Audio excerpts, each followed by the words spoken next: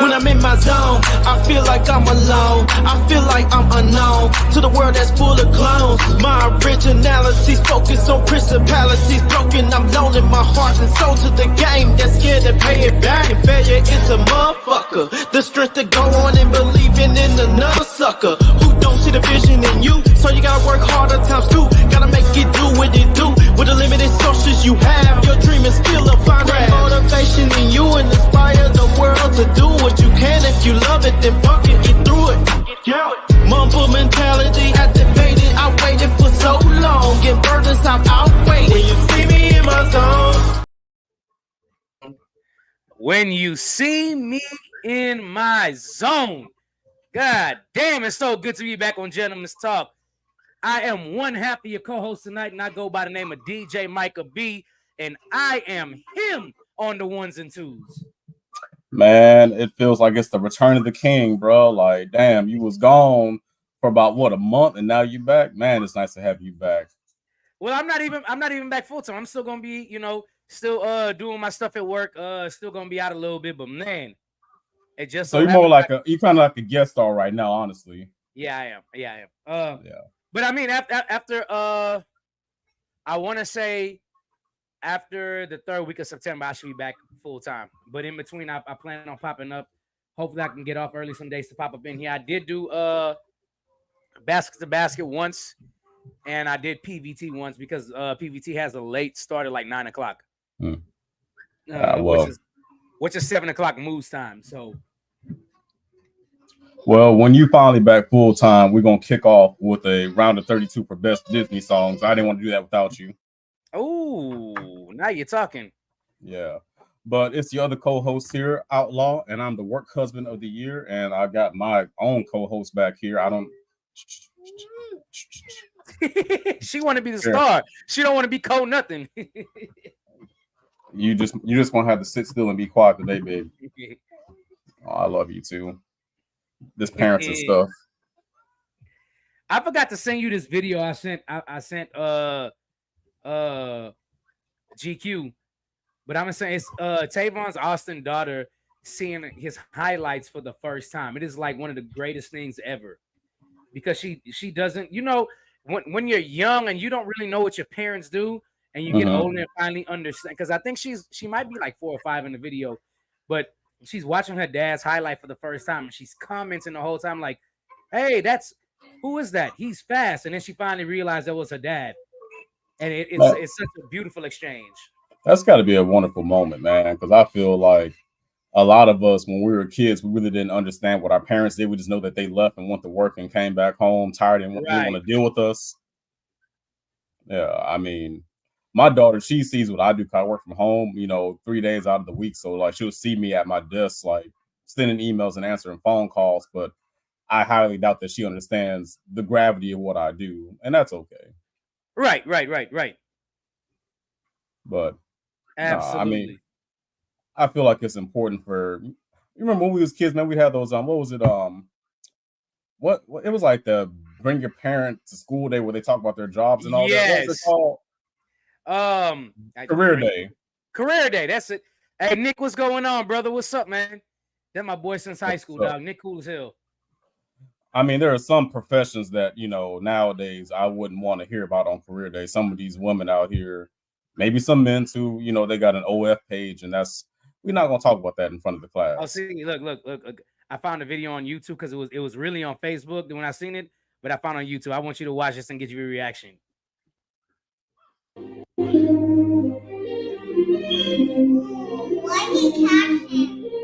Look, who is it? They're not showing the highlights, but just watch her reaction. Who's that?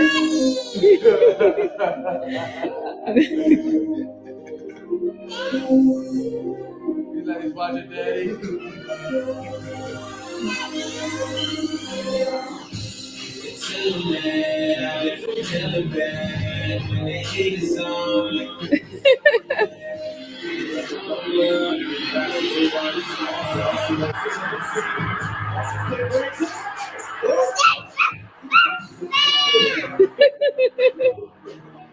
Man, that's heartwarming. Daddy's really fast.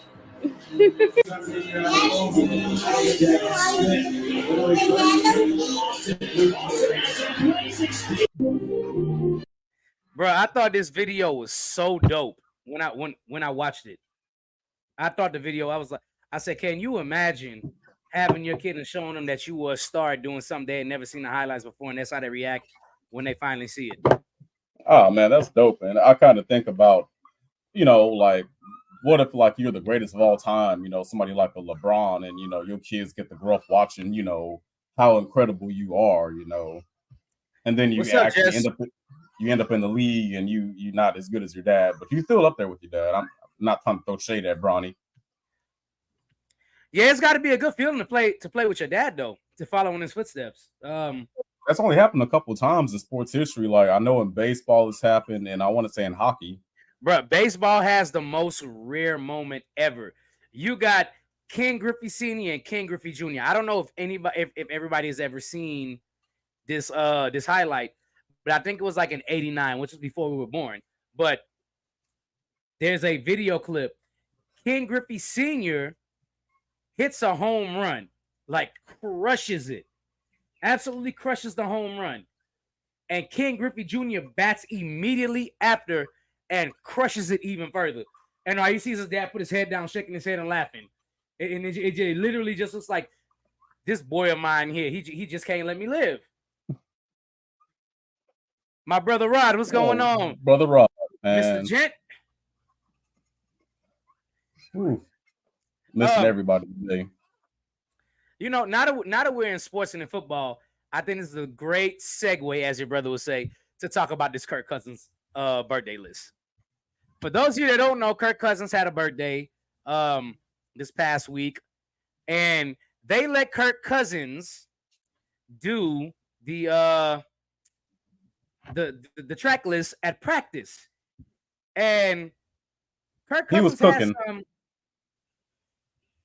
he was cooking. He has some very alternative taste, but it's good taste. I messed with everything on this list, man. He was cooking with Jimmy Eat World, The Killers, Blink-182, like a lot of like rock music from like when we were in like high school, middle school. Right. Because I think Kirk Cousins graduated maybe my sophomore year. So how old is Kirk Cousins? Let's pull it up real quick. I think Kirk Cousins is 35 or 36. So 36. So this is music that he listened to, in his youth. Right. And I'll be 34 on Saturday. So we're very close in age. I remember Kirk Cousins coming out of college, and I was begging the Texans to take Kirk Cousins, but the Redskins elected to choose RG3, and then in the third round choose Kirk Cousins. And I was you were begging the Texans to make the right decision. I definitely was, because I thought RG3 was going to be off the board, and I was telling the Texans, please just draft Kirk Cousins. I know you have Matt Schaub. I know Matt Schaub is doing fantastic as our quarterback, but he's not the answer. He's a placeholder. And I was begging him to take Kirk Cousins. And if GQ was here, GQ would tell you. I was like, please take Kirk Cousins. But nonetheless, my man here got some very, very interesting songs here. A lot of comments online say, well, this playlist is very mid, like Kirk Cousins being a mid quarterback in the NFL. And I was like, if this list is mid, it is the fire. It is the fire of all mid songs ever across all genres, because this list is fucking insane. Dude, he basically has like the top, like one of the top songs from each of these bands. Like the middle is Jimmy Eats World's most popular song. I would say I'm not gonna lie, although that's the only song I know by Jimmy Eat World. So no, let's see. All American Rejects, he got Move Along. That's like that's fire. That's probably their number one song. I saw them live at Warped Tour like 2010. I'm dating myself right here. If you know about Warped Tour, you need some ibuprofen for them knees. You old as hell. I know about Warped Tour. Don't do that. Yeah, I don't like that. You old. You about to be 34. Man, fuck you, dog. Hold on, man. Hold on. Wait a minute. You're not that. I'm about to pull a Mark Wahlberg. You ain't that fucking young. Okay, relax. I'll be 33 next week. I'm still younger than you. Hey, you ain't that. Oh, yes, you are a Virgo. Yeah. We got an Let's all see. Virgo show. I didn't even think about that. So there we go. That's one. Let's see. All the Small Things by Blink-182. If you don't know that song, Oh man, all the small things. Y'all cannot tell me y'all don't know. My mom knows that song, and my mom is in her 50s. shit, So they was cooking with The Best of You by Foo Fighters. yep, bro, Actually, if I'm not mistaken, Prince did a cover of that at the Super Bowl. he did. He definitely did. Prince wrote the song. That's why he did a cover of it. Man, Prince could. Well, he can't do it now. He, not being here with us. But man, Prince could have done anything, and it would have cooked. Oh yeah. I mean, he did. What you call it? Big wheels keep on turning, and I mean, I think he wrote that song too. The one that stuck out to me the most that people don't talk about enough, bro, and I absolutely love this song. You talked about it earlier, Mr. Brightside by the Killers. That is one of the greatest story songs ever written. So I'm gonna interject real quick. That whole first album by the Killers, Hot Fuss, that entire album cooks. It's a no skip album from start to finish. The whole album cooks. If you're not a fan of alternative hipster music, I beg you, go listen to the Killers' first album. It is a ride from start to finish. I will co-sign that. I'm trying the Killers is, I want to say that album made the top 100 albums of the decade. I'm happy you're here because we got some stuff to talk about the top 100 albums of the decade too. I just want to hear your take on the question. It ain't even got to be that long. I just want to hear your take on it. No. So if this album was not in the top 100 of the decade, like it was in the top 25. Yeah, for sure. Okay. Yeah, because I wore this album out when I was in college, bro. I had it on repeat my freshman and sophomore year of college. Jealousy turning saints into the sea. Look, bro, that's one of my go-to karaoke songs. I'm about to say that's the karaoke song right there. If the karaoke club ain't out there screaming their hearts out to this song, you had the wrong karaoke club. Bro, I went to a country club about 2 months back, and I did Mr. Brightside. And I did what's the name of that song? Lips of an Angel. I did Mr. Brightside. By Hinder. By Hinder, and I did Lips of an Angel. People were going absolutely nuts. Well, of course, I can actually sing. Most people don't know I can sing, but people went absolutely nuts when I did both of those songs. And I stopped singing the songs. I was like, man, join in and singing with me. What's up? And I'm acting like they my damn songs on stage. So yeah. Foo Fighters, man. Best of You. That's a all-time classic. If y'all don't know about Foo Fighters, basically Nirvana, after Kurt Cobain died, the drummer and one of the guitarists made Foo Fighters. So kind of it's like a sequel or a legacy band to Nirvana. Yeah. And Foo Fighters, regarding that history, they're a dope ass band, regardless of how they started. Big facts. Maroon 5, This Love is a slept on song on this list because that's an absolutely fantastic song. I'm a big Maroon 5 fan. Man, I'm gonna say this: their very first album, what was it like? Love songs about what was it called? It's Sunday Morning on the first. I can't remember what Sunday Morning is on their album list. I want to say that's on the first or second album though, but I can't remember. Yeah, whatever their first album is called, they cooked with that album, man. But like after that, they went very, very poppy, and I feel like the band is basically there to just facilitate Adam Levine singing because like they really don't really play. They barely play music. They just really that nigga just be singing, and he sings very well. I would not take away from Adam Levine, but I feel like they've gotten away from. We fell in love with the band. Yeah. Now don't get me wrong. They still cook though. Just not. They don't cook as hard as they used to. Granted, I think that just comes with. I think that's coming with modernization, because if you see them on tour, Adam Levine doesn't tour with a DJ. He tours with the band. Mm-hmm. But everything is so what's what I'm looking for? Electrified now. Everything is electrically done now. So once the song is made, everybody in the band got to learn their part after it's made. That sounds like such an ass backwards way of making music. It does. because everything is because your drums are electrical, your piano is electrical, everything is done on the computer now. Adam Levine kind of doesn't even need the band anymore, but it's dope to know that the band is still alive and well and going together and doing it, because with the way things are now, a lot of people just show up on stage with a DJ. Yeah. No band, no nothing. And it absolutely takes away from a performance. So like, I didn't come here to see you recite your lyrics. If I want to do that, I could have went on YouTube and seen you recite your lyrics, and I could have done it with you. I mean, you're not wrong, because like the way their music sounds now, like he could really just go up there and sing with the track playing in the background. He doesn't need a band, but it's dope that the band itself is still around. Yeah. Yeah. I think the shift happened after moves like Jagger, because you can tell right there is when they went like straight popish, and I was gonna say around what was that song, Sugar? That was a straight up pop song. My sugar. They wore that damn song out that summer. I'm not gonna hate though. Like if you put on Maroon 5 right now, I wouldn't tell you to turn it off. Like you don't even like if you look at the video of Girls Like You, the only person you see is Adam. Yeah, I think it's Sugar. I can't remember the Sugar video, but you might only see Adam and Sugar video in the Sugar video too. So it's just like, bruh, where's the rest of the band? Like, I get it. Your vocals is what set it off, but these guys that we grew up with, we want to see them too.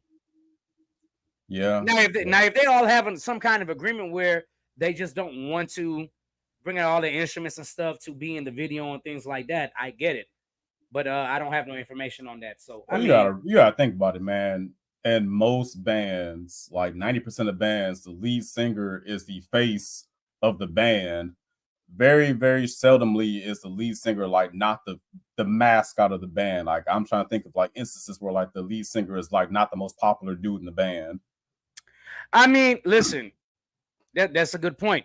But I will also say, I forgot the band Travis Barker started in. Travis Barker is the most famous out of all of them. Oh, you talking about Blink 182? Blink 182. Travis Barker is the most famous.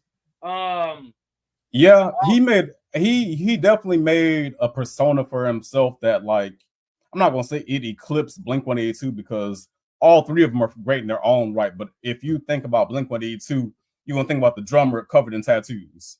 Yeah. It's very rare that somebody does that, but I give you, it's not really a band, but it's a group. Bobby Brown outshined New Edition when he left. You're not wrong. For a long time, he did. I mean, Justin Timberlake outshined his old band. But Justin Timberlake was pretty much the, like, okay, so was he the face of the band though? Was Justin Timberlake really that dude? Yeah, him and JC were the face of the bands. But Bobby Brown wasn't the face or the voice of New Edition. It was Ralph, because Ralph took all the leads up until Bobby Brown did Mr. Telephone Man and then went solo. So Ralph was always the face of New Edition, and then Bobby left, and then Johnny came, and then when Johnny came, now and a tribute to that too, Belle Biv DeVoe. People forget that Belle Biv DeVoe was part of New Edition because Belle Biv DeVoe had such a prominent career with Ricky as the lead singer, with Mike and Ronnie, who you can probably argue in their own entities had better. So they had Bobby Brown and Bobby Brown and Belle Biv DeVoe had better careers outside of New Edition, because Bobby Brown had a very, very successful solo career, and Belle Biv DeVoe, well, we all know Poison is one of the greatest songs ever made. I mean, another good point, man. Like, you can think about One Direction. I feel like Harry Styles and Zayn broke off and had great careers without, the band. Like, what are the other three dudes doing? One Direction is one of the few instances where it's like two of the two singers in the group was just way better than everybody else. Fifth Harmony is the same way.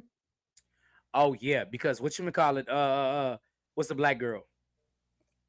Let me look up. Normani. Normani had a very successful. Is that Fifth Harmony? Normani's. Is Hold Normani on. Fifth Harmony? Or I'm thinking of Yeah, no, there's Normani, Camila Cabello, Camila Lauren, Cabello. Yeah. Lauren Okay, Jack. I'm a butcher that, so but I'm really on only record Normani and saying Camila Cabello could do anything.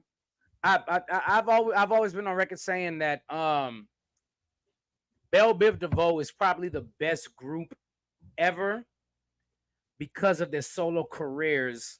Not New Edition is the best group ever because of their solo careers outside of the group. Ralph had a very good solo career. Even it's not like Bobby's, and Johnny had a pretty good solo because Johnny was already outside of the group making waves. Then he came to the group. Then he went to another super group with LSG. So Johnny had a pretty good solid career outside of New Edition. Belle Biv DeVoe still tours to this day You're not outside of wrong. New Edition. I mean, me and your brother went to go see Belle Biv DeVoe at the House of Blues back in 2011, and still to this day is the best concert I have ever been to. But I always tell people Belle Biv DeVoe or maybe the Jackson 5 might be the greatest group ever based on commercial sales and what they could do by themselves. Because people forget Jermaine had a very good solo career. Hold on now. You cooking, but you got to throw in the Beatles too, man. Oh yeah, for sure. You can't forget about the Beatles. Paul McCartney, and John Lennon for shit sure. Don't Paul McCartney and John. I like Paul McCartney. I like John Lennon. I'm just kind of speaking to our culture, right? Because what the audience we have and we gravitate to probably really only know, they don't really mess with like John Lennon and stuff like that. But this man said, "Ooh, that's a very unseasoned playlist." What? So, Brother Wallace is not wrong. It's a very white playlist, but I will tell you, of all the white music that I listened to in my youth, this is some damn good white music. It is. Yeah, like all these songs right now. I got this in my phone. Like I got all these songs downloaded in my phone right now. Like I think the list is good. I mean, I like his list. Now, do I like it to pump me up and go play football? No. But it's a list that I can listen to at home at any time and jam. I'd say the only getting pumped song on there is Kryptonite by 3 Doors Down. You don't think Mr. Brightside is a pump song because somebody done took your girl? I feel like, and it's upbeat and the drummer goes hard on that. I feel like that's a better song to get ready to go out to the club to, honestly. Most definitely karaoke, Jess. Most definitely. And I just can't look. It's killing me and taking control. I feel like nowadays, though, people wouldn't make music like that talking about somebody stole your girl like that. No, you wouldn't. Yeah, dudes wouldn't get caught dead making a song like that. You know what? While it's on my mind, while we're talking about going out and things, we made a couple of playlists recently. How about a playlist for working out? I think that would be good whenever I come back for everybody to have their songs to add to the playlist and make our own playlist. I got a playlist for working out, and I can tell you that our demographic, it ain't for them. I don't give a damn. I mean, hey, it's our playlist. I mean, yeah, I understand. I know that our demographic leans more brown, and my playlist urban. for working out, urban. It's more, suburban, more unseasoned. Hey, but you never know. You might put some people on some stuff, and then they discover, like, hey, because nonetheless, to what people say, all genres of music was made by brown-skinned people, except the Spanish music, obviously. I'd say that, like, most modern genres of music descended from some kind of black, music. Besides, I want to say like electronica and dubstep. Like, we had no part in that. Electronica and dubstep we did for sure. Electronica maybe not so much, but dubstep we did for sure. We'll elaborate on that on a later show. You will be surprised. Let me find out that somebody stole some culture from us and made dubstep. Well, you like not necessarily how it has been put together, but necessarily the drums and the structure of how dubstep came about. It's I mean, you could primarily argue that drum and bass music comes from, black music. right. So this is I'm loving this conversation. This is a good conversation. We didn't even expect to go this long on a conversation like this. Oh man, we could talk about music all day, every day, but that's All not what day. we. But we didn't come here for that. No. No. I want to give a shout out to Kirk Cousins though. Happy birthday to Kirk Cousins. I wasn't here last week on the show. I obviously want to give a shout out and a happy birthday to my boy Mr. GQ. My boy's birthday was last week. Was it Tuesday? It was the 15th, so that was Thursday. Thursday, okay. Yeah, so the day before. Gotta give a shout out to my brother, Mr. GQ, and another brother from LXG. Y'all know what LXG is right now. So I'm gonna give a big hold up. God damn it. To the one and only Barry Jones. Barry, what's up, man? Happy birthday to you, my brother. Gotta get you on the show, man. But happy birthday to you. One of the very last days of being a Leo, but that's what's up. I'm a Virgo. I don't give a damn. Virgo Nation. But anyway, me and Outlaw both Virgo Nation around here, so we definitely don't give a damn. But you know what? Let's get into the meat and potatoes of what we got going on here. It is the final conclusion of what men want. I've missed a couple of weeks now, and I am going to let Outlaw take lead on this. CJ, what's up, man? God damn it! All right, so like Mr. Micah B said, this is the conclusion of our long, talk, debate, conversation about relationships and what have you. And I kind of felt like there were times where the conversation was not very positive when it comes to talking about relationships or, just this shit is messy. We've all been through some things. It might have gotten a little heated or just toxic in some ways, I might have feel like. And today we want to talk about some positive things about relationships. So we were going to talk about how to add value to your partner's life, how to be a better spouse, a significant other, date ideas, just how to have a better, genuine, and passionate love. None of that talking about, cheating and bullshit and, what do they call them? Homosexuals, where the motherfucker only with you because you got a place to stay. Yes. Yeah. We're going to talk about just strictly positive relationship shit today. So if you're not here with the positivity, you can just tune out, all right? So, Mr. Micah B, if I'm not mistaken, you in a relationship. I am. All right. I saw that smile on your face. You're thinking about your gal right now, ain't you? Yep. So tell us, Mr. Micah B, how long y'all been together?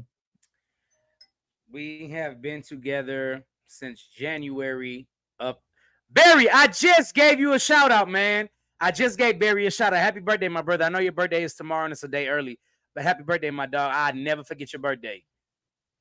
I think that was a brother who had like 7% on his phone last time. Yeah, and by the way, I want to give a birthday shout out to Ray Jones, which is CJ, for them punk ass Jets, because his birthday is the day after mine on August 25th, and we won't have a show before then.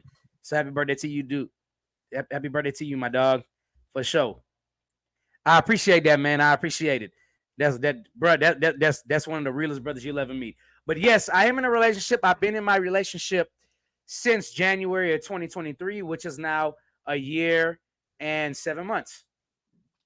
All right. So can you tell us I'm not going to say how do you keep your girl happy, because I feel like your significant other should not be your source of happiness. They should facilitate your happiness and add to your happiness. But how do you keep your girl, I guess, in a sense, happy, for lack of better verbiage? I'm not going to lie to you. I don't know if I keep her happy. I'm not going to lie to you. I don't, you know what? I think we've gotten to the point where I agree with Will Smith to a certain extent, and I don't want people to take this the wrong way, saying my girl doesn't make me happy, but I feel like we're to the point where your happiness is also your responsibility. Now, does she add value and add happiness on top of my happiness being happy in my life? Yes, she does. I feel like there's nothing wrong with that statement. And here she goes. You see, she's on this bitch. You see? Yeah. There she go. There I'm she go. I'm glad that she co-signed the fact that you make her happy. But no, I don't take any umbrage with what Will Smith said. Like, I just said, I feel like your partner should not be your source of happiness. They should add happiness to your life, but they should not be the sole reason why you're happy in life, because that is a quick way to be fucking miserable. Love you, baby, by the way. Yeah. But that's absolutely true. I have been in a relationship where I put my happiness before in a significant other, and that is a terrible way to live. It absolutely is, man, because if you put so much of your own value and happiness and how your partner feels about you, man, it's gonna be like moment to moment. You never know. Like if they having a bad day or they're upset with you, now your day all fucked off because your sole source of happiness is upset with you. And I'm not saying that you shouldn't feel some kind of way when your partner is not happy, but in my mind, just because you having a bad day, that don't mean I'm gonna have a bad day. I'm gonna That be is empathetic. absolutely true. Yeah, I'm gonna be empathetic and sympathetic to what you're going through, but I'm not gonna let your problem stop me from having a wonderful day. And that's just me trying to be a more mature, I guess, significant other in a sense. I don't even think that's a more mature significant other. I just think that's a more mature you. And I don't like this. I don't want people to take this literal, but misery likes company. Mm-hmm. But not saying that if my girlfriend is going through some misery, I got to go through misery too. But misery likes company. So when they're down or she's down, I feel like it's my job to try and bring her out her rut. And if I can't do that, it's more like a why are we together at that point? Because I can't pull you out your dark places. Man, I get what you're saying, but at the same time, I feel like it's not your responsibility to pull somebody else out of their darkness. It's your job to help guide them. But like at Right, the end right, of the right, day, right, right. yeah, That's the better word. It's my yeah, job to help guide you out of your dark, not pull you out, but help guide you. That's the word. That's the term I was looking for, but I couldn't think of the term at the time. So yeah, to yeah, help guide. because what I've had to learn the hard way, man, is like even when you whoop somebody, their problems are still their problems. They might involve you, but a lot of times your significant other could be upset about some shit that don't really revolve around you. They might be going through some family issues or some work issues, and you around, but you're not the problem. So like you don't necessarily need to fix anything. It's just you just got to be there to help them through that dark time or that trying time or their trials and tribulations. But Sometimes I, people just need a push. I get it. yeah, and I feel like a lot of people kind of take it the wrong way when their partner is upset and it's like you trying to make them feel better and they're not feeling better. It's like you take it personally. You shouldn't take it personally. Like it's just some shit, like I said, don't involve you. All you gotta Right. do is just be there for your partner and just if they sad, shit, take them out for dinner or something. Try to get them out and do something with them, but you ain't got to sit there and be miserable with them in a sense. I don't want to make it sound like I don't give a fuck about what somebody going through, but like take your personal feelings out of it and realize that they're sad because of what they got going on, not because of what you may or may not be doing. You're absolutely right. That's the point in I want to say that's one of the bigger points in a partnership when it comes to marriage. I heard Tyrese say the reason why he didn't get married was because when he was dating somebody for so long, he hit rock bottom, and there was nothing this person could say or do to help guide him back to where he was going. And not only that, she tried, and then when she failed at it, she got mad and buried him even more. Yeah, because she took offense to the fact that she tried to help him and it didn't pull him out of the dark place. And I mean, credit for where credit is due. Like if you're trying to help your partner out of a dark place, yeah, by all means, you deserve applause for trying to be a good significant other. But you got to understand that just sometimes people go through shit that just is going to take more than a hug or a kiss or a good conversation. Some shit don't just get resolved in 30 minutes like a TV show. That's a good analogy. I think Yeah. that's a good analogy. Yeah. I think you hit the nail on the head. I think that's absolutely true. And I need people to understand also you have to love yourself or be happy with yourself before you can love anyone else. I know this is what men want, but I'm telling you what men need. Men out there need to be able to love themselves before they can love someone else. Oh, Women out absolutely, there brother. need to be able to love themselves before they can love someone else. If you can't love yourself, you can't be in a relationship. Because what you're going to do in that relationship is put pressure on your significant other to vindicate the fact on if you're beautiful. You're going to live to make sure you're happy because that person is happy all the time. You're going to live your life through somebody else, and it's going to get frustrating because while you're living your life through somebody else, what's going to happen is you're putting off your own wants and worries in a relationship, and you're going to take it out on your partner. And it is 100% true. I've seen it over and over again with some of my friends. And my boy Ray Jones Jr. here, that's on here, he knows me very well. And he also knows that I will sit there and tell somebody, you're overthinking it, you're not happy, but the girl loves you and you need to get it together. I'm one of those kind of friends. Yeah. I mean, Until you tell me something where it's like, she don't want me because of this, this, and this. And it's like, okay, if that's the case, you're wasting your time. So I think everybody on this podcast is very self-aware and very aware of how to approach every brother on this podcast about how to feel about their significant other. And people on here might be like, well, you're not in a relationship and this is not. No, but we've all been through the same thing in relationships and we've all talked over and over again. Trust me, we've all been through the same thing. We've all been with somebody that we shouldn't have been with. We have all put our happiness in somebody we shouldn't have been with because we didn't realize we had to find happiness within ourselves first. And that's one of the big things. And I know Outlaw could co-sign for that. oh man, absolutely. Actually, I've officially been single for a whole year now. It was actually my single anniversary date on the 15th, 14th, one of those days or something This like nigga that. did not say anniversary. Oh my god. But no, man, no. All jokes aside, it's been a hell of a journey the last year being single and coming out of a long term relationship and trying to find myself again. And man, honest to Moses, man, like you said, bro, you was cooking. You gotta learn to love yourself, man. You gotta give your time. You gotta give yourself time to heal before you go to the next relationship. Because I know a lot of people they break up with somebody, and the next thing you know, they already with somebody else. You know, did you give your time? Did you give yourself time to heal and sort out all your hard feelings from your last relationship? You know, like, are you sure you know who you really are? Or are you just, seeking validation from one person to the next? Absolutely right, CJ. Growth journey.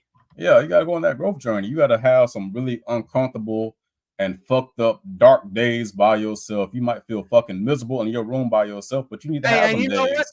And you know what? You gotta have some meditation time by yourself too, because you gotta realize where you were wrong in the Absolutely. relationship too.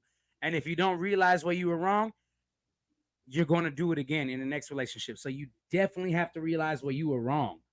Um, I've had a Well, relationship. that accountability should have scary to some people, man. It ain't scary to me. I take my accountability every time. Shit. I said some people, nigga, not you. All right, nigga. Since you want to go there, I know, nigga. I know you ain't talking about me. I'm just saying. God damn. I'm just fucking with you, Mike. I ain't seen you in a minute. I gotta get my licks in while I can, brother. I fucks with it though. You act just like your brother. I see you. You act just like your brother. We shared the same dumbass DNA. I don't think y'all DNA is dumbass. I think y'all DNA is brilliant. I mean, dumbass in the shit that we say. Except when it comes to this podcast, because y'all gonna speak y'all mind whether y'all wrong or right. I mean, and I'll tell that to anybody, man. I'll say some shit and I might think, it sound intelligent, but I ain't always right. I just speak my heart and my truth and it resonates sometimes and sometimes be like, this nigga might be autistic. I don't know. That's true. But yeah, I do think CJ is right with a growth journey. I think, and I don't want women to take this the wrong way. I think more men go through a growth journey as they get older than women do, because uh on the flip side of things, it is known that women mature fast at not even at a younger age than men. But the flip side of that is, yeah, you might mature at 20 to 25, but after that, you most women regress and go back because men, a lot of men by about 25 are just now growing into understanding and being a man. So by the time we get to 30, when we get to 25, are women normally more mature? Yes. But when we get to 30 and plus, it takes a lot more time for women to catch up because the whole time in the 20s, women are more mature. Or for some of I, y'all, mature. I feel like part of it might be, man, is that men generally spend more time alone. Like a lot of women, they might have kids or they're Right. probably in longer relationships than most men. Like I feel like generally speaking, men are single and alone for more periods of their life than women are. So we have a lot of time to reflect and Right. kind of grow on growth journeys. A lot of the women that I know got kids and responsibilities and shit like that, so they don't get the time to really just sit and have some clarity and think about where their life is going because they always got something going on. Whereas most dudes, all they got is PlayStation and their own thoughts. And I would also like to say to the people out there, women, if you got a man that's sitting home all day, he goes to work, leaves work, comes home, chills you for 45 to an hour, gets on the game and play. I encourage you to grab the next controller and learn to play. I'm dead serious.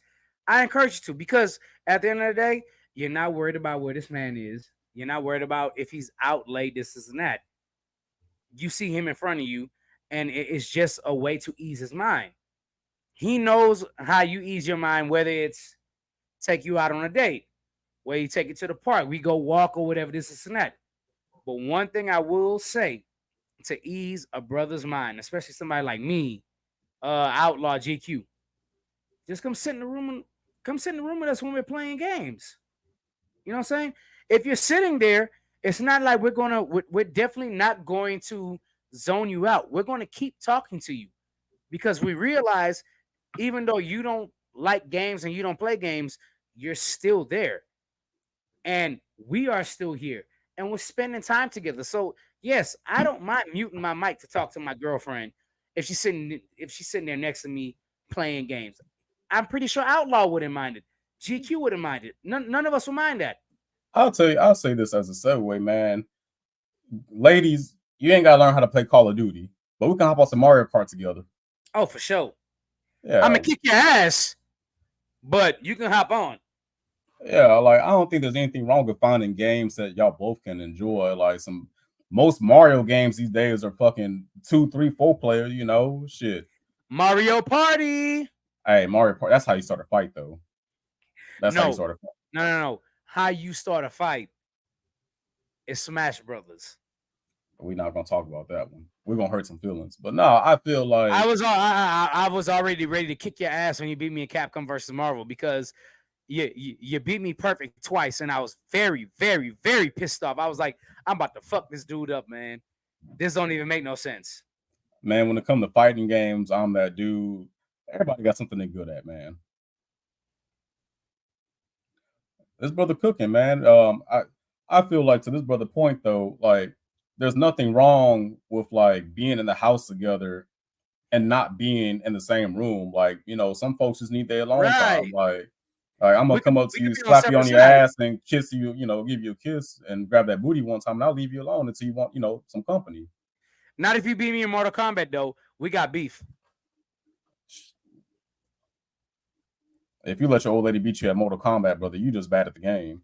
I'm not saying my girlfriend beats me. My girlfriend know better than that shit. I'm just saying I know a couple of dudes where their wives have been playing. They're gamers.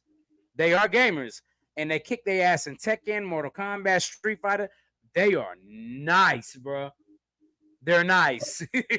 Let me find one of them gamer girlfriends, bro. I wouldn't know what to do with myself. They're not. Yeah, you'd be married in a month. They're nice.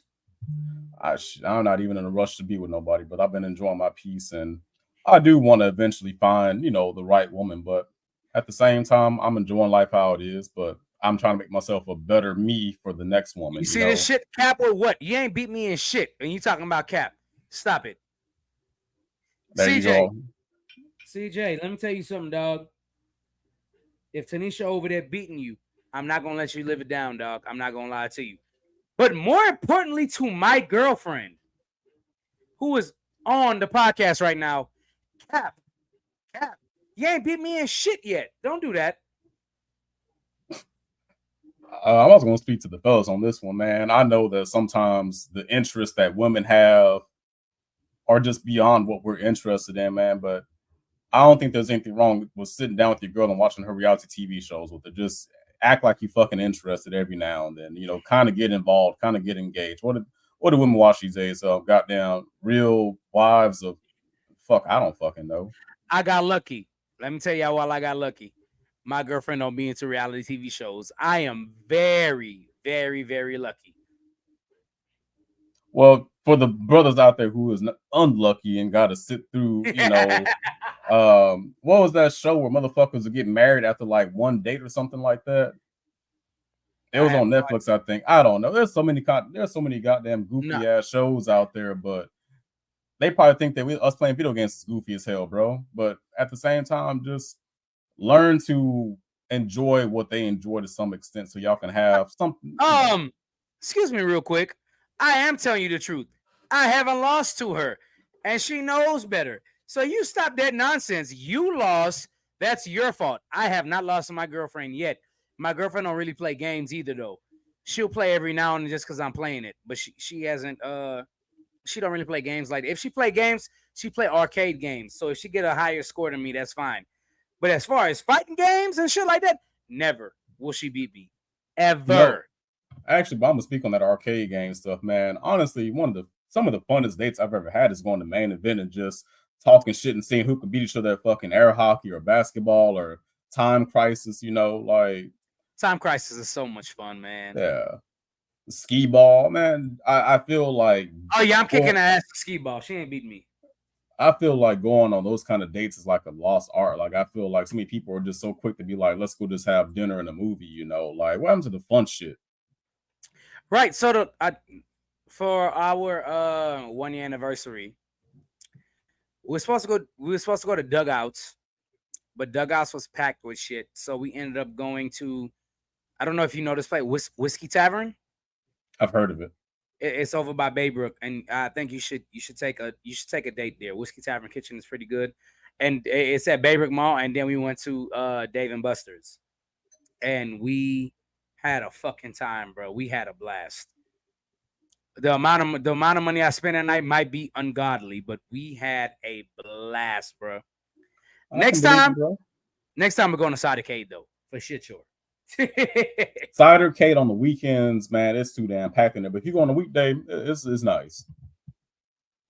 Shit, I'm gonna say this: go to a damn go-kart place. Go-karting is so much fun.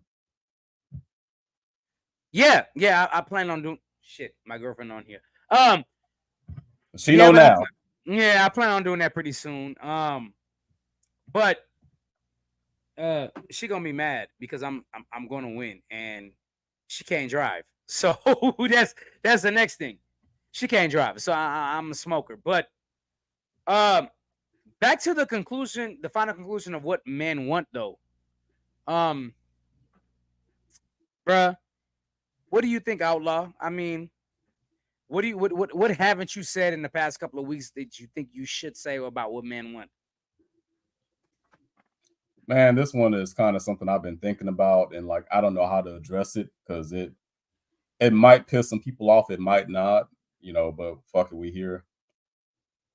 Men want to be emotionally supported. We want to have a safe space to feel our fucking feelings. But a lot of times, a lot of women do not make that shit safe at all.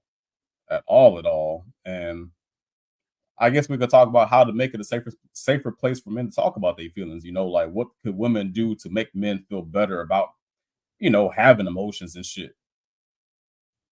It's not a bad idea. I'm down for that. Yeah, because I feel like a lot of folks be like men are so stoic or they don't talk about their feelings, they don't ever express themselves. And a lot of times it's because we're fucking afraid of getting ridiculed or disappointed or like being told to man the fuck up. Yeah, that we get tired of hearing that shit. We've been fucking manning the fuck up since we were little boys. We've been always been told boys don't cry. So we get to be in our 30s and have like the emotional intelligence of a goddamn hedgehog. So I don't know. What do you think, Mr. Michael B? Oh, by the way, before I go any further, my girlfriend absolutely reminded me that at Dave and Buster's, she beat me in the motorcycle game, and she did. She absolutely beat me in the motorcycle game, but I specifically said fighting games. I just wanted to make sure I said that. So, what was your question again? Run that back. Man, how do you what can you say to the ladies out there to give them a better idea of how to emotionally support men? Not throw it back in men's faces when they vent to you because you asked for the ventilation. I think that's the word. You ask for men to ventilate to you, and then when the man is down, you sit there and you throw it back in his face. Listen, here's what I will say also. A lot of guys have been told it's not okay to express feelings and it's not okay to feel any kind of way Boys about don't how cry. somebody. Right. You don't want to be a little kid and you're stuck on your pride and this and that. But here's what I'm gonna tell you. Um, it is okay for you to express your feelings. It is okay for men to cry because men do get fed up. It is okay. Do not let another woman make you feel like it's insignificant how you feel. Um, because there's a lot of men out here that feel the same way. My boy Roy up in here, and he's spitting, bro. It's even worse when you get married. Man, I mean, These Americanized woman isn't it. I feel you, Roy. I knew I was gonna kick a hornet's nest with this one, but yeah, like honest to Moses, like there have been times where I've opened up or and expressed myself or broken down or what have you in front of a woman and I was dating, and I was better off just fucking crying in front of a brick wall or crying in the shower. Like this, I feel like women to be such emotional creatures, y'all don't know what to do when a man is emotional. Right. And that was another thing. When a man is emotional, women will sit there and listen and not know how to uh to respond. But as men, when women vent to us and go off and scream and do all this, we have to learn how to respond with emotional intelligence. But women aren't expected to do that.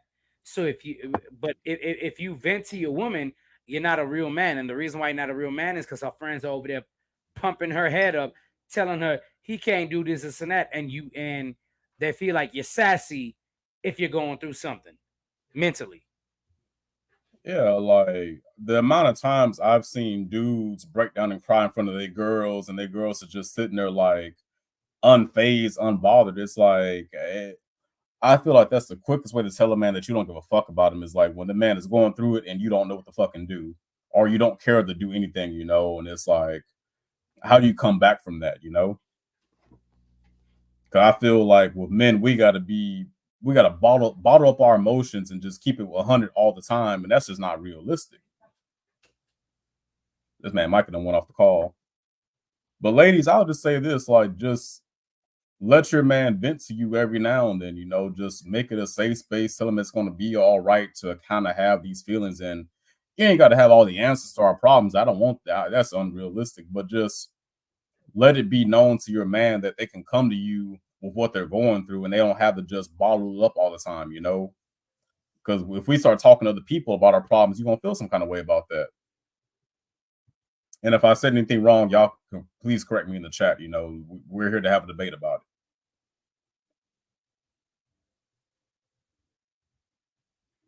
it. Damn, Michael, you went away?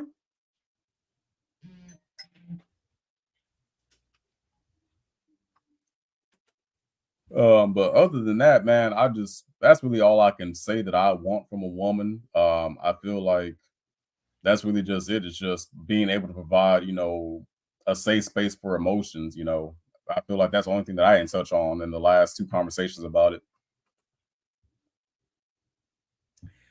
I feel that.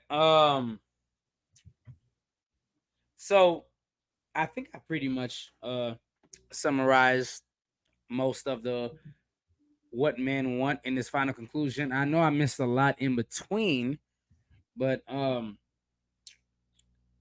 here's what I will say.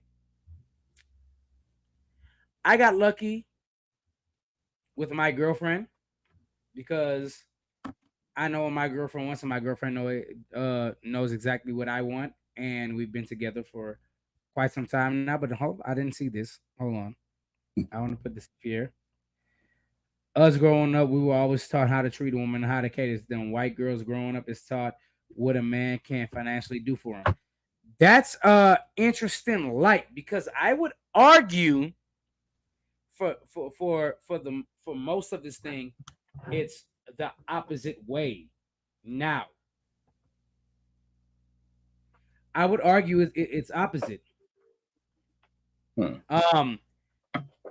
Moo, what's up, Moo? What's up, Mulich? I don't know. I don't know if Outlaw shares the same sentiment, but I do think at one point it was like that. Um, but going into 2010, 2011, R&B is dead and things like that. I do think it's the opposite. I think black women have switched to the well, what the hell can you do for me? And white women like I got my own job and stuff, but I'm still looking for companionship. And I Yeah. feel like the roles have switched where black women are more like, what can you do for me? Because if you're not paying my bills and this and that, I don't need you because I could do it for myself. When in reality, they are not. And right, Roy, you're absolutely right. Independent mode has switched for a lot of black females. And independent mode is a dangerous place to be in. And it's so dangerous because when you're in independent mode and you're looking for somebody, you're not looking in for a partnership. And a lot of people will say it's demeaning that black men want to say they got to make more money than women.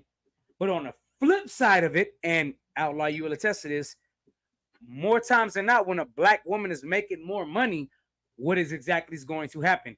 I don't need you. I can provide by myself and this, and that. You don't care to love a black man. What you care to do is provide for yourself and be independent. You're not wrong, man, because I definitely feel like I'm gonna say this, and this is just my experience, and if it pisses people off, it pisses people off. But in my prior relationship, there was a time where my ex was a stay-at-home mom, and I provided and did everything, financially. And I feel like, and a lot of other situations, if the shoe was under the foot, if a man was unemployed and the woman was doing everything, you would call that man a bum ass nigga. But when a man is taking care of everything financially and, letting the wife stay at home, that's just regular schmegler. But let it be a dude staying at home, that's a problem. I feel like, okay, so a lot of people are going to get mad at this. A lot of women are going to get mad at this. But do y'all remember the song Miss Independent by Neo and then Miss Independent 2 by Neo, Jamie Foxx, and Fabulous? Miss Independent. Y'all know she got her own things. That's why I love her. Right? Now, Outlaw, hear me out on this one. All right. Mm-hmm. We all loved to sing that song because we felt for the first time in our life, women can carry also their own financial burden when inflation was going up so much. And part of the problem now is that social media has y'all so influenced, you need to be riding a Bugatti. You think because just because you look good, you should be paid for it. You think that a lot of women think that just because their dads did everything for them, another man should do everything for them too. But when a man comes in and tries to do things for you just because you can afford more than what that man can do for you, you think that man is a bum. You think that man sucks. You don't think that man is for you.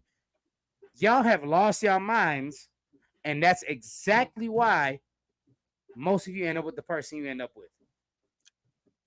I agree and disagree with what you said, Michael, because I'm very much trying to raise my daughter to have some high standards. Like I do a lot of things for her so that she won't be impressed by some dusty ass nigga. Like that's just period. Like I want her to think this nigga can't do half the shit that my No, no, daddy no, did. no, no, no. Wait. Let me preface that by saying I'm not saying a broke nigga. I'm just saying any man that is making like 45, 50,000, and then you start making the women starts making more money, 70, 80,000. It's like you see it all the time.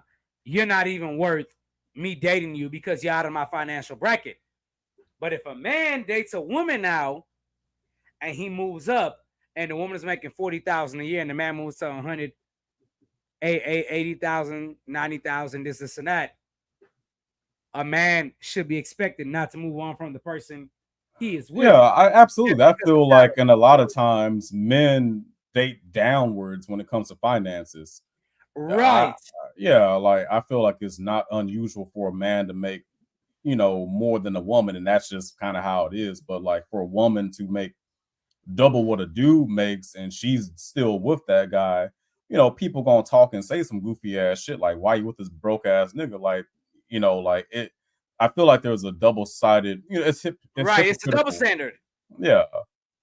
And what I also say to that is like, I think that society has deemed it for women, you must date above what you make.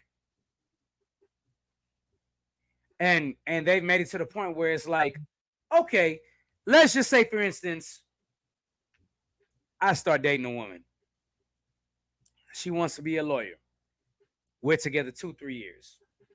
It's like, damn, I want to be a lawyer, but I can't afford it. I said, okay, you know what? Here's what I'm gonna do. I'm making 85 a year right now, but I'm gonna go to truck driving school and I'm gonna help put you through school. As much as I can, I will help put you through school. Okay, cool.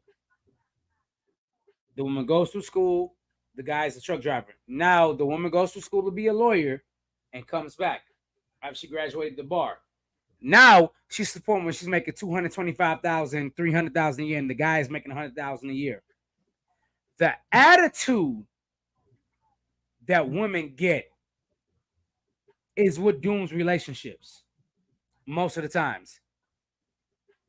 You're not good enough for me because you're supposed to be making more money than me because you're the man and this and that. And and that's not absolutely true. If I I sat there and I worked and put you through school to make this money now, and you're telling me, hey, you're not good enough for me because you don't make this much. Well, you wouldn't be making this much if it wasn't for me sacrificing and putting you through school to make that.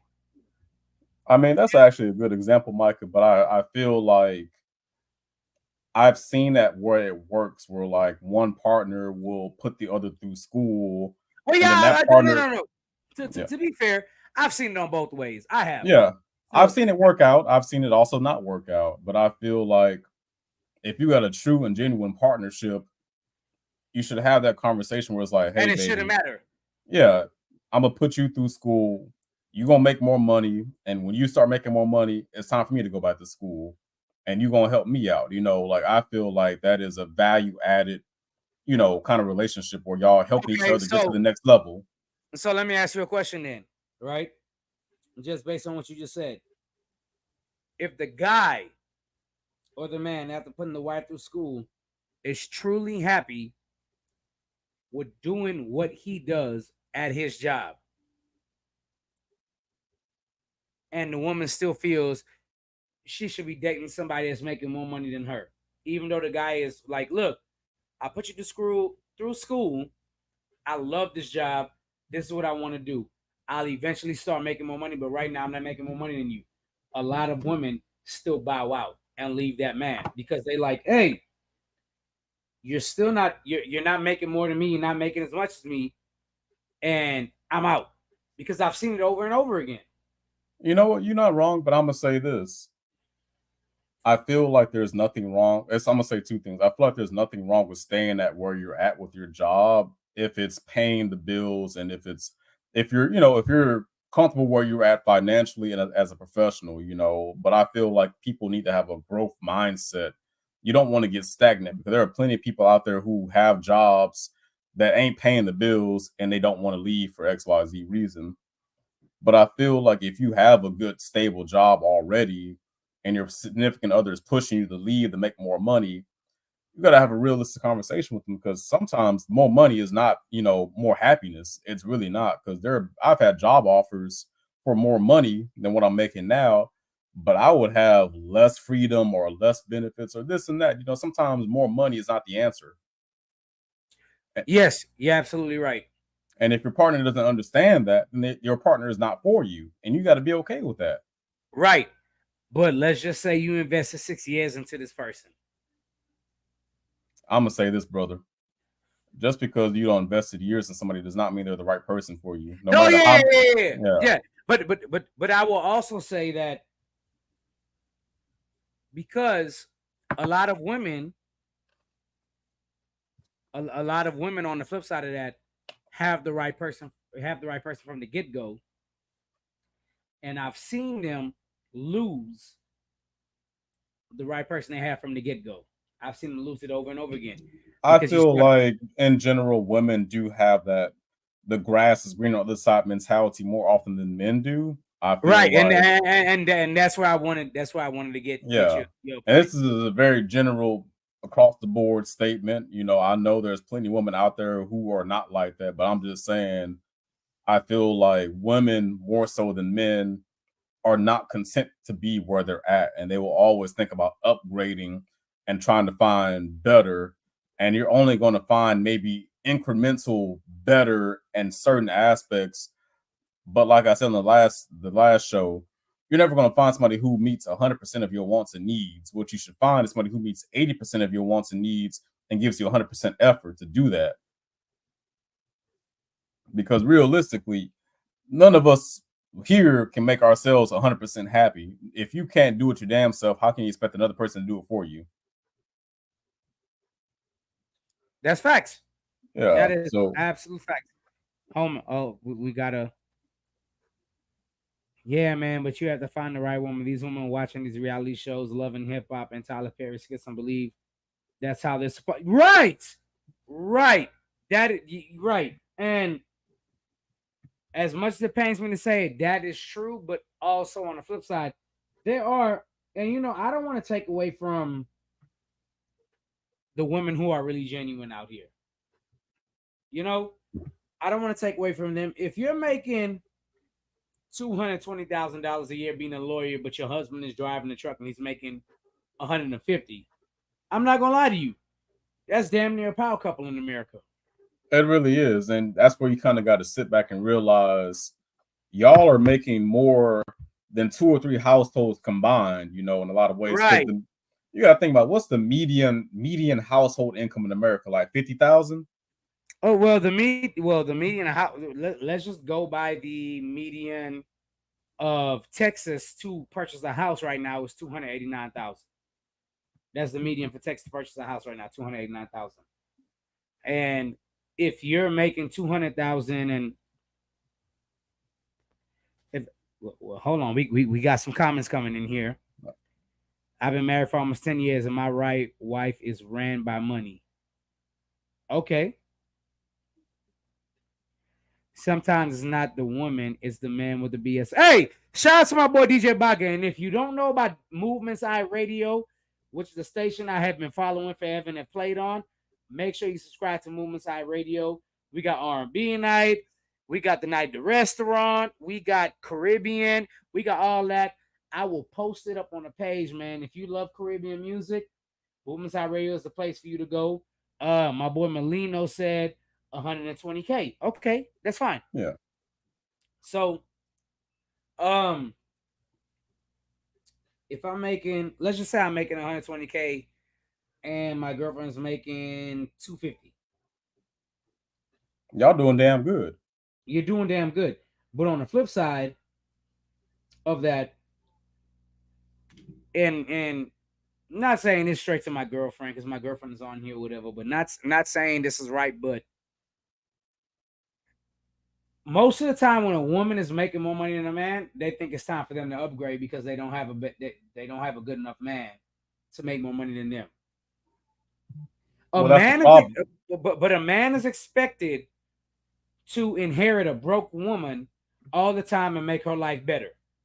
But a woman is not expected to take a man that is financially stable and can live by himself and upgrade him to even better status.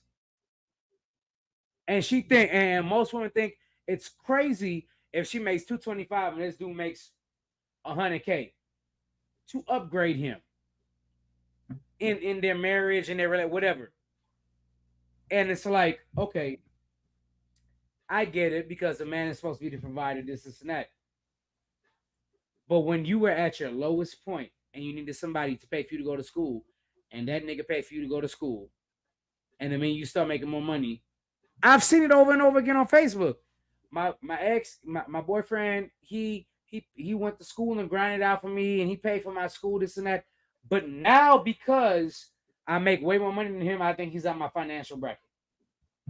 Well, I feel like the problem here, man, honestly, is that we are attaching the value of a man to how much he makes, and men.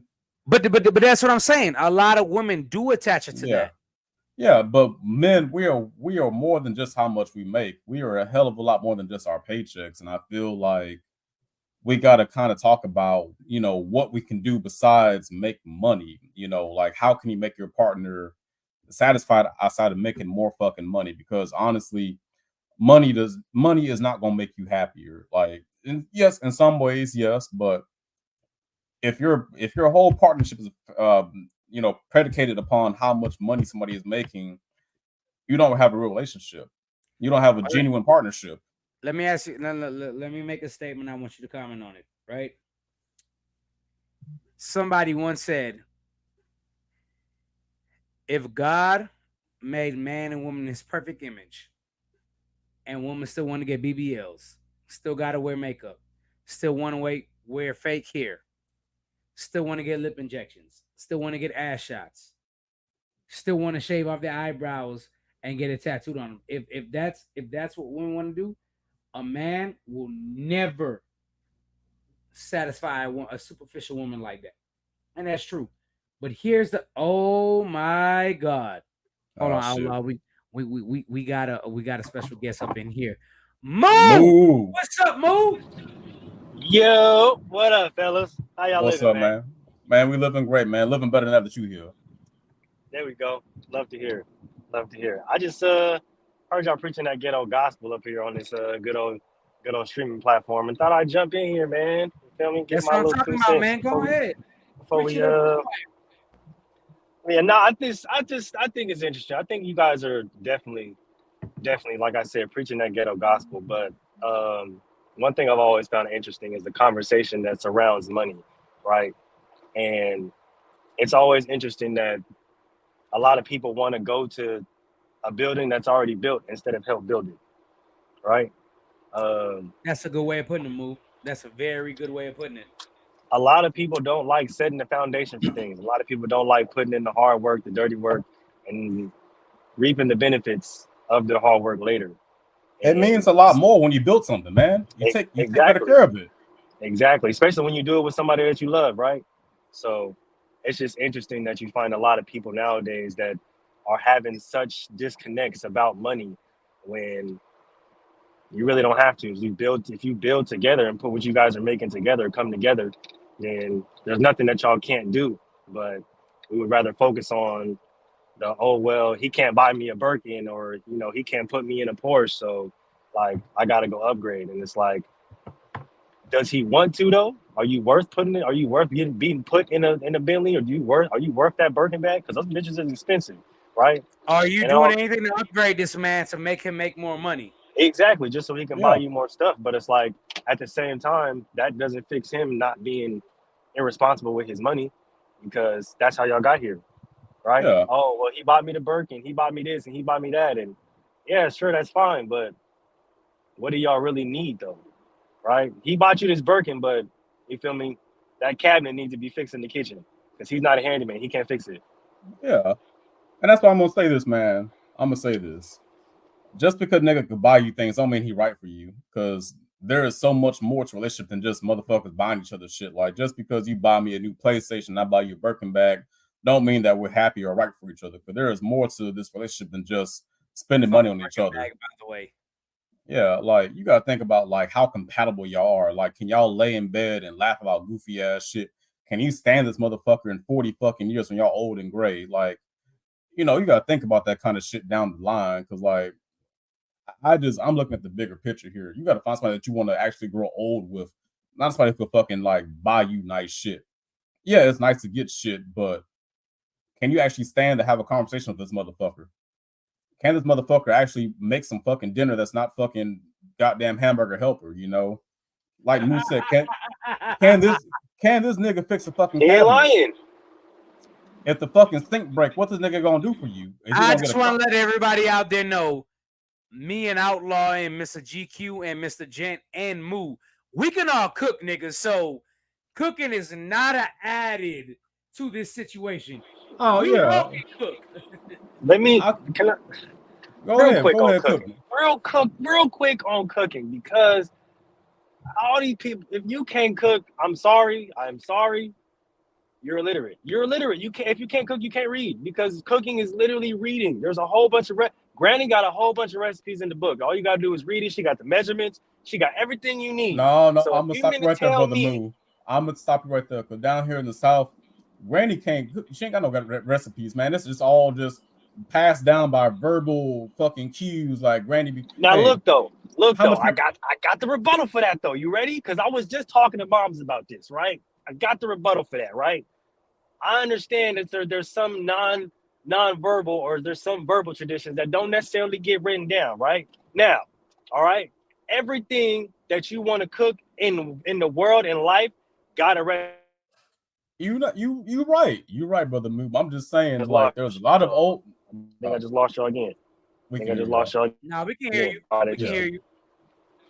All right, bet. Now, the seasonings are a different game. I get it, right? Sometimes the ancestors be telling you when to stop. I completely understand that. Exactly. Right? Like, I'm not gonna fucking measure a teaspoon. The foundation of how to cook it is set in stone. You should already know. Okay, flour. You feel me? This, I got this. Now, the seasonings, I can understand some. But here's the thing, right? Here's the reason why I give niggas no excuse. It's because, it says season to taste for a reason. You know what you like to eat. You know what you like to taste. So take the seasonings and apply it as such. And that way, that's literally cooking right there. Boop, you'd already made the meal. Everything's already set out for you in the recipe. Now, season to taste. Season it how you like it. If you like a little hot sauce on that joint, throw some hot sauce on it. If you want a little garlic, throw some little garlic salt on that motherfucker. You good. Do a little season of salt, a little extra Lawry's, you know what I'm saying? If you got the little tingle for, you know what I mean, in the back of your throat, right? But for motherfuckers to really get on here talking about, I don't know how to cook. Bruh, you mean to tell me you can't read, gang? Because cooking, I ain't even gonna lie to you, cooking ain't hard. Like, nigga, I taught my daughter how to cook. She 8 years old. She can cook perfectly fine. I cook better than 95% of people on planet Earth is what I'm gonna say. But you feel me? Like, it's just not hard. So when people hit me with that, it's I don't know how to cook. So you just lazy because you don't like to read, because that's all you telling me. You feel me? Facts, like, you ain't trying. Yeah. Because you ain't tried nothing. Because how do you not know how to cook when the directions are there for you, and then you just season it to how you like it? Boom, cooking. Oh my God. I'm gonna say this about cooking. if you can't cook, that means you ain't got no passion. Like I put my heart and soul in my cooking. So Come you on. telling me that Thank you. if you can't cook, that means that you just ain't got it within you to try hard. And if You you ain't can't got try no hard, soul. yeah, if you're not gonna try in the kitchen, you're not gonna try in a relationship. Thank you. Cause it ain't nothing but it ain't nothing but trying. Cooking ain't nothing but experimenting. You think a whole bunch of niggas got together and was like, you know what? It's gonna sound good. You know what? My homie taught me, put me on some spaghetti and meatballs. Like, nah, these niggas got some noodles, some red sauce, and a whole bunch of big ass meatballs, and was like, hey, put that together. I think that's gonna be good. You think so? Yeah, I think that's gonna be good. Hey, throw a little bit of Italian season on there, right? With a little bit of salt. Bro, this shit gas, nigga. What we gonna call it? Boom, just like that. That's how that is how cooking is done. Ain't nothing but experimental bullshit, and then it tastes good, and then they throw a name on it. If y'all get up there and they experiment, you're not wrong, brother. Move. I don't trust somebody who can't cook, man. That's just I'm that's trying to suspect. tell you. I'm trying to If tell I you. if I go off in your pantry and you got nothing but goddamn ramen noodle packets, Hey, you're if not you going ain't got very nothing far. but ramen noodles, G, I ain't even gonna lie to you. We are going to the grocery store. Okay, I'm taking that EBT card you got because I know you got one. All right, we going to the grocery store. And we finna get you some real fucking groceries, okay? Fruits and vegetables, some proteins, right? Carbohydrates. You know what I'm saying? Like, I don't understand. That's another thing. People can't shop. All right. People go in there and buy a whole bunch of snaps, little Debbie cupcakes and shit, all little TV dinners. Bruh, get some real food, okay? Now y'all stop wondering why your back is as big as an airplane. Got 757 Boeing backs. And you wondering why. Because you eat little Debbie honey buns all day. That's why.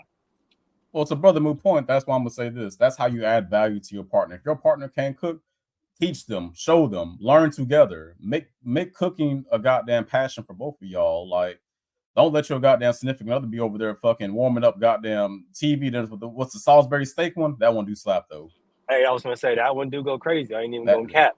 that's all. Yeah, the Salisbury steak one do kind of slap though. That one do gonna go crazy. I ain't even gonna lie to you. But still, you feel me? It ain't nothing to throw some shrimp on the skillet with a little butter, a little bit of salt and pepper. You know what I'm saying? Get some spaghetti noodles. You know what I'm saying? Boil that joint, keep a little spaghetti water. You know what I'm saying? Throw a little bit of cheese on there, some extra seasoning. Bow. Now you got shrimp scampi. Boom. Look at that. I just gave you niggas the sauce right there. You feel me? Like, I don't like hearing, oh, I can't cook. Nah, you can cook. You just lazy. Get your ass in there and make something real quick. And stop playing. Shit. Because I guarantee if it was a TV dinner, you wouldn't hesitate to throw that bitch in the microwave. And you done got your sodium intake for the whole day off of one meal. Exactly. Now you walking around bloated, feeling horrible because you just ate motherfucking bullshit and a whole bunch of processed shit when you could have made that shit yourself. Man, if y'all don't. People got to learn and build with their partners, man. That's what men want. Men want people to build with them, right? They don't want motherfuckers that they feel like they got to goddamn take care of. They don't want to feel like they can take care of another kid on top of the kids that they already got. But that kind of goes back to the whole people don't want to work hard because people don't understand that relationships are work. No matter how compatible y'all are, your relationship is still gonna be work, and you got to be able to work with your partner. You just can't get a ready-made nigga or a ready-made woman. That's just not realistic. We can't just 3D print fucking women and niggas now. Shit, right? You can't. This is not Build-A-Bear. Shit. It ain't Build-A-Bitch. It ain't Build-A-Nigga. I'm joking. Relax. So you can't go in there and request the perfect. Ain't no perfect person out there. There's gonna be some things you don't like that you're gonna have to deal with. There's gonna be things they don't like. They're gonna have to deal with. It is what it is. It's called human nature. It's called being human. Yeah. And you got to learn what you're gonna put up with and what you're not gonna put up with. That's just it's just compromise. Yeah, everything. And a wise man once told me, a good deal is when both people feel like they losing something. So a good relationship is when y'all both feel like y'all have to compromise something for each other's happiness. That's part of being in a relationship. Does it suck? Yeah. Hey, get the fuck over it. It's what you signed up for. Well, speaking of what you signed up for, I feel like where a lot of people go wrong is like they don't set expectations for their relationship when they get together. They just like realize, man, you got some good pussy, you got some good dick, we're gonna be together and figure out the rest later on. That's not how you start a relationship. You gotta like really get to know that person and realize what can you do with this person? Like, can this person elevate your life and elevate you? Can y'all be better together? If y'all don't have that conversation, it's gonna be too late in 5 years and y'all realize, damn, I really don't like this motherfucker like that. That's true though. A lot of people do, like to, as my boy Outlaw put it a few weeks back. They like to meet genitals. They like to have their genitals meet. You know what I'm saying? A lot. Have interpersonal meetings more than, you know what I'm saying, a few times a week, right? Or a few quarterly meetings a week. You know what I'm saying? But a lot of people have to realize, and I've been saying this for the better part of 10 years, a lot of people have to realize and be true with themselves and start telling themselves, hey, we just like having sex, and that's okay. Like, y'all like fucking, and that's fine. You feel me? But y'all really don't like each other. And that's okay too. Like, you can like having sex with somebody who you don't really like. I get it. Sex is fun. I'm not even gonna lie to you. I do it a lot. That's the reason why I got 3 kids. Okay? Like, but y'all gotta start being truthful. Like, hey, I really don't like you like that. You feel me? But I ain't gonna lie to you. With sex with you is fun. Just like Rihanna said, sex with me is amazing, right? But that doesn't mean Sex that with we should me really is so be amazing. Nah, together. brother Moo, you cooking like real shit, Michael, y'all. you know what Like it is? you breaking up on that move. But no, real shit, y'all. Like good sex ain't the foundation of a relationship. Motherfuckers making money and buying you shit is not the foundation of a relationship. I feel like the foundation of a relationship is an actual genuine connection. Like, do you genuinely like this motherfucker for who they are? Like, can they make you laugh? Can they make you smile? Are they considerate? You know, do they remember, the small things about you, little details and shit that you mentioned once or twice, and they'd be like, oh, I remember this about you. Like that's the kind of shit that you should look for, in my opinion. Now, if you want a nigga to just buy you some shit, that that's beyond me. But like, if you want like a genuine growing old with somebody kind of love, you gotta actually like that motherfucker for who they are as a authentic human being. I fuck with it. I think you 100% right. And also, I don't think for the most part nobody can make you happy. You just got to be able to be happy with yourself. Yeah. And that's one of the what that's right there is one of the biggest things. I'm gonna say this, Michael. You gotta find somebody who complements your happiness. Can they fit into how your life is and fit into the happiness and peace that you have? That's it. That's 100% it because the fact of the matter is not everybody is going to fit into your happiness. But you have the choice to fit in who you got to fit into your happiness. Yeah, don't force a motherfucker to fit into your life just because there are things that you like about them. If they not compatible as a whole, you got to be okay with walking away from that person. Just, like I said, Facts. good pussy does not make a good girlfriend. Good dick does not make a good boyfriend. Big That's not facts. a reason to be with somebody.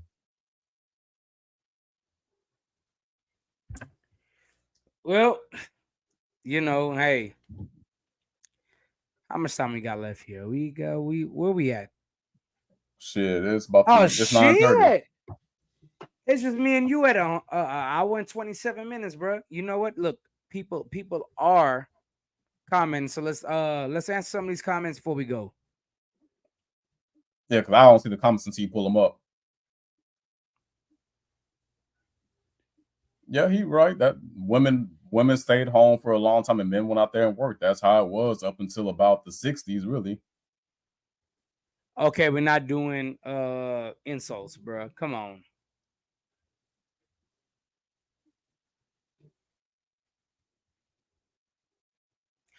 That's true. Ah man, if your partner can't be accountable, they're not gonna be your partner for a long time. That's what I've learned, man. Like if a motherfucker fuck up and they don't want to talk about it and own up to it, you're gonna be miserable as shit.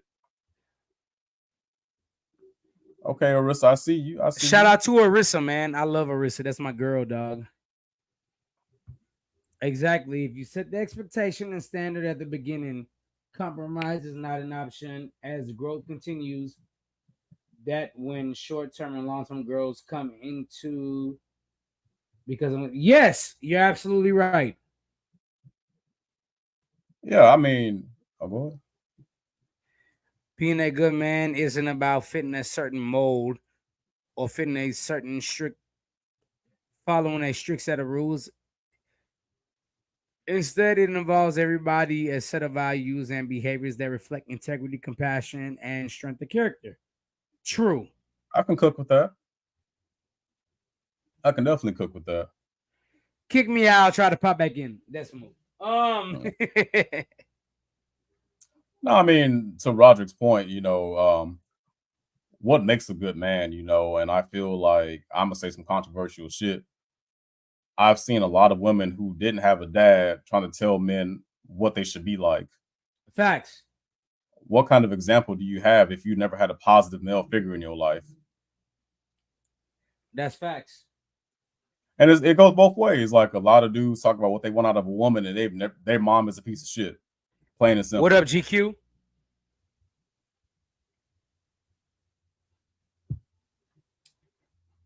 Well, Outlaw, I think we did this episode, man. This was a good episode. I fucked with it because I'm happy I had you here on the opposite side. I've done duets with everybody else. I didn't get to do them with you, but I absolutely love this episode doing a duet with you. Oh man, it's a long time coming. I appreciate that you came here to have this show with me, bro. Because if y'all didn't know, everybody on the crew was out in the weeds. So a lot of folks is unavailable today, but me and Micah made it happen because we wanted to, sit down and have this talk with y'all. So we're glad that y'all tuned in. Before we go, I want to put this. Hey, Arissa, I'm not gonna lie to you. You're all you my girl. You are always welcome to come on. If you want to come on, just tell me you want to come on. We'll have this conversation again. Yeah. For sure. We don't discriminate. We always want to have y'all's feedback because I said it earlier. Like, we're not always right. Like, we'll just be spitting and like it sound, cool or intelligent to us, but we might be fucking off the mark. That's why we have a comment section to get feedback and to know when we're wrong, and don't be afraid to call us out on some bullshit. That's big facts. Y'all just keep tuning in. Outlaw, you got any final words? No, not really. I mean, I'm glad that we had this, this 3-parter about relationships, and I hope that people took away some good stuff from it. I hope that we didn't come off as like bitter, angry men or anything like that. It's just facts. That relationships are fucking hard, and we all been through some shit, and we just want to talk about the things that we've experienced and how can we have better relationships. Like, I feel like it starts with you. Be a better person, go on your growth journey and find a partner who complements you and fits into your life, and wants to see you be a better version of yourself. Don't settle for no bullshit, 'cause a lot of people out here lonely as fuck and will just settle for anybody who will give them a time of day. Let's not do that anymore. Facts. I would just like to say I don't think my girlfriend is still on. But she has a gift coming for her too tomorrow because she is also a real estate agent and she sold her first rental property. So I bought her something for a gift. She's not on here no more, I don't think. So I hope she's not still on here. But hey, congrats to your girl, bro. Congrats. I appreciate everybody here. Look, Moo, don't move. Come on, Moo. Don't go nowhere, Moo. I see you. Hey, I'm here. I'm right here. Any final words?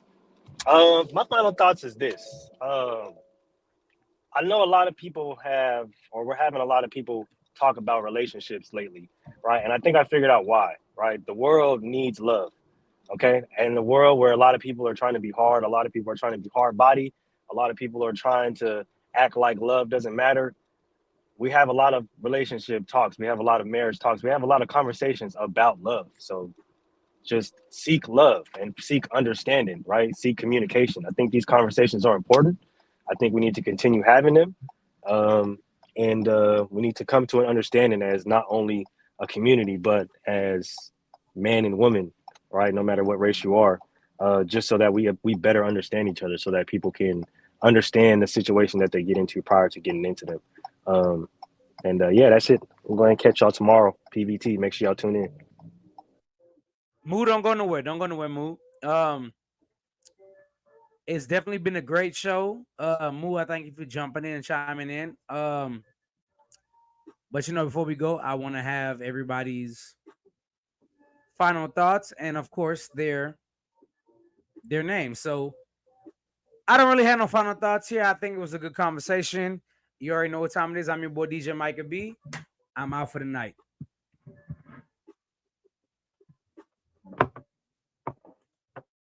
Go ahead, Outlaw. Shit, I already gave my closing statement, bro. Where were you at? All right, Moo. Fuck you, Hey Outlaw. man, like I said, seek love. Let's stop with the hate because obviously we have a lot of hate going around, and that's not making the world a better place. So seek love, seek communication, seek understanding, and make sure y'all tap into the rest of the shows throughout the rest of the week. PVT tomorrow, 7 o'clock Western time, and then Inside the Huddle Friday, 8 o'clock Western time. We'll see y'all then. You know what? I had another closing thought about it. Tune in next Wednesday. I want to say I believe we're talking about mental health next week. A lot of y'all don't do that. Y'all don't check in on yourselves. You know, y'all break y'all foot and go to the doctor, but y'all be having shit wrong in your head and want to go talk to the doctor about it. You know, we're gonna talk about mental health next week. I mess with it. For everybody from the sideline, I'm your boy DJ Micah B. For Gentleman's Talk, Mr. GQ, Outlaw, Moo, Rod.